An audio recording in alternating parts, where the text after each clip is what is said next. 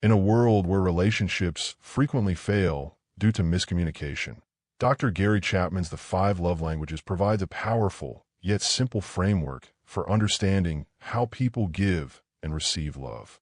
Chapman contends that love isn't a one-size-fits-all proposition. Rather, each individual has a particular love language that speaks most directly to them. Whether you're in a romantic connection, a friendship, or managing family dynamics, learning to communicate love in another person's language can be transforming. This brief delves into the 5 major love languages and how mastering them may lead to healthier, more rewarding relationships. 1. The 5 love languages. Love is a language, just like English, Chinese, and French. To communicate with those around you, you must first learn their love language. Furthermore, love languages have dialects, which are words and gestures that are unique to a particular love language. At the start of most romantic relationships, the in-love sensations are strong, and you and your partner/spouse tend to communicate well in each other's love languages. However, after this wears off, one or both become less motivated to communicate the other's language. It may not be evident which language is preferable for love. Without a commitment to understand and speak your spouse's love language on a regular basis, negative feelings can arise, resulting in marital difficulties. If you and your partner speak different love languages, expressing love may be as tough as if you both spoke different languages. Chapman's book outlines 5 love languages, as well as dialects within each of those 5 languages. Chapman suggests that learning your spouse's love language opens up new possibilities for expressing love in meaningful and lasting ways. So, are you ready to learn about the 5 love languages? Let's begin with a quick list of the 5 love languages. Words of affirmation, quality time, receiving gifts, acts of service, physical touch. In the ensuing big ideas, we'll go over each of the 5 love languages mentioned above in depth. Before delving into the topic, let's define what it means to be loved and to offer love. 2. Everybody needs love. As the author put it, at the heart of humankind's existence is the desire to be intimate and loved by another. Marriage is intended to fulfill the need for connection and affection. The word love is used to refer to a variety of things, including liking food, loving people, and even explaining action. I did it because I love her. Frequently, it becomes a negative thing. The mother who gives her child whatever they desire, or the person who hurts others in the name of love. The passion that Chapman describes is that kind of love that is essential to our emotional health, the need for love and affection, the need to sense that he or she belongs and is wanted. As adults, we all require this form of affection. When you don't feel this love, you tend to behave negatively, even hurting the people you thought you loved. Marriage typically begins with the pair feeling in love. They perceive each other as virtually ideal, with imperfections that those around them can readily notice. They assume they will always experience these love tingles and be happy. We often assume that true love lasts forever. Unfortunately, this is not true. When life after the wedding settles down, reality comes in, and the in-love euphoria might be replaced by bitterness and disillusionment. This usually occurs within 2 years. At this moment, either the relationship ends or the pair learns how to love each other in deep, enduring ways. The 5 love languages represent the 5 primary ways that long-term love and committed partnerships can thrive. The process of sincerely loving your spouse takes effort, but it results in the satisfaction of having genuinely loved another. When your spouse feels truly loved, they will have a different perspective and expression in their life, allowing them to contribute to a great relationship. 3. The first love language, words of affirmation. As the author stated, verbal compliments, or words of appreciation, are powerful communicators of love. They are best conveyed as plain, unambiguous affirmations. Remarks of commendation are remarks that lift someone up. They can be communicated as either compliments or kind/encouraging words, which are the 2 main dialects of this love language. The encouraging comments are not intended to encourage people to do what you want. Rather, they encourage your spouse's existing interests and talents. It takes knowing your spouse well enough to realize what is important to them. Kind words are vital when conveying affirmation. The same sentence might be perceived as cruel or loving. depending on how it is delivered. It is essential to communicate with kindness.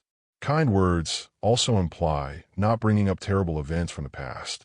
Love can also be shown through requests, rather than demands or ultimatums. It means politely asking for what you need. You are in essence indicating that she or he has something or can do something that is meaningful and worthwhile to you. If you're not a talkative person, words of affirmation are unlikely to be your major love language. If this is your spouse's major love language, you should work on learning it. Listen for and write down examples of words of affirmation. The phrases could be from books, a lecture, or simply something you overheard. Then, discuss them with your partner. Pay attention to their responses. Alternatively, write them in a note, letter, or SMS. You can also do this indirectly by spreading positive remarks about your spouse to those around you. As these words reach your spouse, they will feel loved and valued for what you're saying about them. Here is a specific example of this love language that Chapman gives in the book. It's about a couple called Allison and Keith. Allison had always wanted to be a writer, but when she received her first rejection letter from the publisher, she gave up.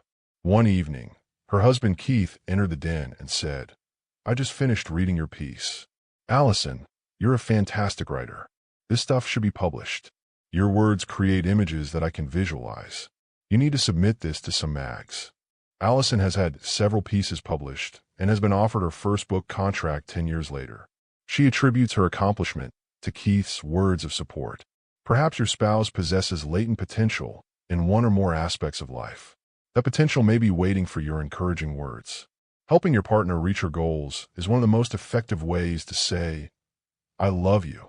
Set a goal to give your spouse a different compliment each day for 1 month. Tell them, "I love you" every day. Take note of their strengths and mention them. Thank them for everything they do for you. 4. The second love language is quality time. The writer put it, "If your mate's primary love language is quality time, she simply wants you, being with her, spending time. When you provide your complete attention to your lover, you communicate your love. It's not always looking into one other's eyes, like when you were dating. Rather, it is accomplishing things together without any interruptions. Quality conversation is a dialect of quality time. People who speak this love language describe it as sympathetic dialogue in which two people share their experiences, thoughts, feelings, and desires in a friendly, uninterrupted context. Quality discussion entails being a good listener and asking questions to better understand your spouse. Chapman shares a story about a man who discovered after his wife left him that he had not met her demand for great discussion. She frequently came home from work and talked about the difficulties she was facing. Her husband's lack of listening to her led him to suggest solutions to her issues. When she did not follow his counsel, he became enraged and refused to listen to her anymore. He only later realized she was searching for empathy and sympathy, not advice. Chapman concurs. We must be willing to give advice, but only when it is requested and never in a condescending manner. Maintaining eye contact is essential for being an effective listener. Give your spouse your full attention. Try to comprehend their feelings and inquire whether you're getting them right. Body language can reveal a person's feelings. Make sure you don't interrupt. After your partner has shared with you, be open to sharing with them. Even if it is difficult, a partner who speaks the love language of great conversation must hear your thoughts and emotions. You may set aside time each day to relate 3 things that happened to each of you that day. This creates a pattern of quality communication. You can also spend quality time together, creating memories of joy and happiness to draw on in the future. To practice quality time, set aside specific times and places for planned togetherness. Ask your spouse what activities they want to do together, and then start doing them. Include them in your day via SMS and emails. Do something you know they enjoy. It will be especially significant if they know it isn't your favorite pastime, but you're doing it to spend time with them. Spend weekends away together, planning and dreaming about the future. 5. The third love language is gifts. As the author stated, you must be thinking of someone to give him a gift. The gift itself is a representation of that thinking. It makes no difference how much it costs. What matters is that you thought about him. And it is not the notion imprinted merely in the mind that is important, but the thought manifested in actually obtaining the present and delivering it as a show of love. Some people view gifts as concrete indications of their spouse's love. These people communicate in the love language of receiving gifts. Cost and opulence do not matter. What counts is that you make the conscious decision to find a meaningful thing to give as a gift. Chapman claims that this is the easiest language to learn. If you want to improve your ability to speak this language, keep track of all the gifts your partner has previously appreciated. Ask friends and relatives what kinds of gifts your partner like. Give gifts whenever possible. Don't wait for special occasions. If you have trouble spending money, consider gift giving as an investment in your spouse's emotional needs, with guaranteed returns in a quality relationship. You can also give the gift of yourself by being available for your spouse when they need you. Physical presence in the time of crisis is the most powerful gift you can give if your spouse's primary love language is receiving gifts. Chapman tells a story of a couple whose relationship was transformed via gift giving.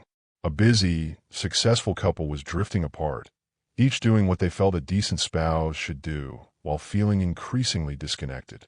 After attending a marital session, the husband returned home from work with a rose for his wife. He presented a gift to his wife or children every day after that. After a week, his wife was in orbit. He recognized that his wife's love language was receiving gifts and took steps to communicate it to her. She had always been able to communicate in his love language, but without receiving any love in return, she was losing interest in the marriage. Her husband's actions, in which he continued to give her gifts in various ways, provided her with the love she urgently needed and laid the groundwork for a dynamic, loving marriage. 6. The fourth love language, acts of service. Acts of service demand thought, planning, time, effort, and energy.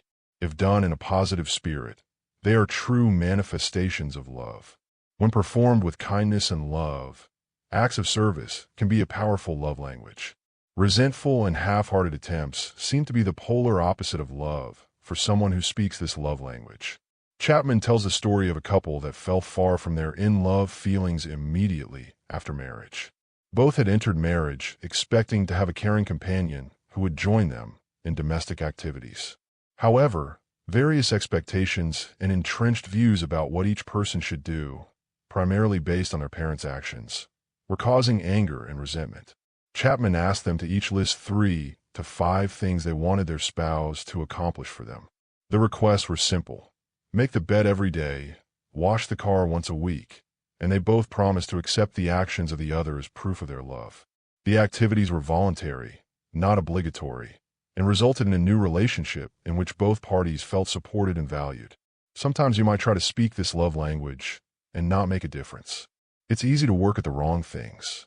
Begin by knowing that everything you did for one other prior to marriage has little bearing on what will happen afterward. Understand that requests, not demands, are the key to articulating wants for acts of service.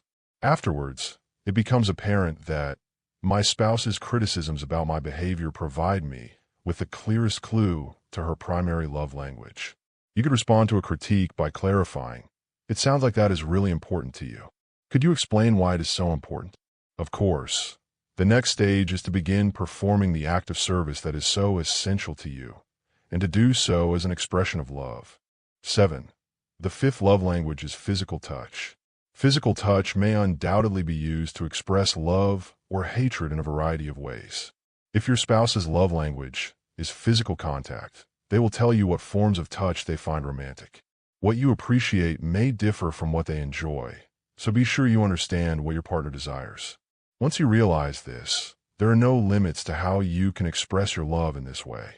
If your partner speaks this love language, the best method to show your love in times of stress is to hold them and provide physical comfort. Running the hand through the hair, giving a back rub, holding hands, embracing, sexual intercourse, all of those and other love touches are the emotional lifeline of the person for whom physical contact is the major love language. 8. Understand your love language. Some people can easily identify their major love language. Others will have no idea. Understanding your own love language is essential in a relationship. Both spouses must know how to give and receive love from one another. Many guys believe that their love language is physical touch as a result of their great desire for sexual interaction. However, this desire may have a bodily rather than an emotional foundation. If you solely like physical touch during this period, your love language is most likely not physical touch. Yet, sexual intercourse will remain an important aspect of your partnership. The majority of sexual problems in marriages are caused by emotional desires rather than physical ones. According to Chapman, many sexual problems can be healed when one couple learns to speak the other's love language consistently and on an ongoing basis. Your love language also indicates where you can be damaged the most deeply. If your love language is words of affirmation, cruel words will be more damaging. The same goes for your spouse. If you're not sure what your love language is, think about what you've asked your spouse for the most throughout your relationship, or what you've yearned for from your spouse. You might also consider what you do the most to communicate your love. Typically, this is your own love language. If you're having problems determining your major love language, try these 3 questions. What hurts you the most? What is the most common request you make to your spouse? How are you most likely to convey your love to others? If you're still experiencing problems, it is possible that you have had an empty emotional tank for so long that you are unaware of what makes you feel loved. It could also be because you've always felt so loved, and you're not sure which made it fill up the most. In each situation, reflect on your early experiences with your spouse and consider what made you feel the most loved. Take the questions we just listed and jot down your views under each one to help you identify your major love language. Also, check in with your spouse on a daily basis to see how full their love tank is, and ask what you can do for them right now to fill it, and have them do the same for you. Your responses will help you identify your primary love language. This daily tank check will also assist you in connecting and maintaining contact with one another, hence opening channels of communication to ensure you are loving one another in the most meaningful ways. Consider that you and your partner may have a secondary love language in addition to your primary one. For example, consistent words of affirmation from your partner may be your major love language, making you feel appreciated and valued. However, you may discover that quality time is equally vital to you. It is simply not as significant as hearing words of affirmation. Quality time could be your secondary love language. 9. How love can save a marriage. When you feel sincerely loved by your partner, it acts as a shield from the outside world. You can rely on a stable, loving relationship regardless of what else is going on. It serves as a reminder that you are valuable and significant. It provides a base from which to tackle difficulties. Sometimes, simply asking 2 struggling spouses what they desire from each other can lead to discoveries and acts that save their marriage. A wife who believes that because her husband stated he enjoys cooking, she has always left the cooking to him, may be astonished to learn that he dislikes having to cook after a long day of work. A simple solution of splitting the workload or cooking for him during the weekdays might speak volumes to the husband and put an end to his animosity. Speaking a spouse's love language can be particularly difficult when the relationship is in turmoil. It's difficult to choose to love someone when you don't feel loved. The only method to see if loving your spouse would rescue the marriage is to learn your spouse's primary love language and speak it for a period of time so that his or her emotional need for love was met. Chapman proposes a 6-month experiment to test if this works. It may take this long for love to blossom and hurt to subside. It does shift all the duty to one partner, but he has seen it work. The loving actions are not intended to push or change the partner, but rather to fill their love tank so that they can begin to return the love and express themselves positively. Inform your partner that you are working to improve your relationship and get their opinion. Whatever their reactions, interpret them as knowledge that will help you understand more about them. Expressing love for the other person's benefit or pleasure is a choice. You are merely deciding to do something that will benefit him. After each month, seek input from your partner. When you start receiving favorable feedback, you know you're on the right route. A week after receiving a positive reaction, ask your spouse something that expresses your love language. Be specific. If they respond, that's excellent. If not, try again the next week. Keep track of what works well and what doesn't. If your spouse begins to respond to your requests in your love language, your positive feelings for him will return and your marriage will be resurrected. I cannot guarantee the outcome, but many of the people I've coached have witnessed the miracle of love. Conclusion. In order to give and receive genuine, customized love in a relationship, you must first understand both of your love languages and practice speaking them to one another.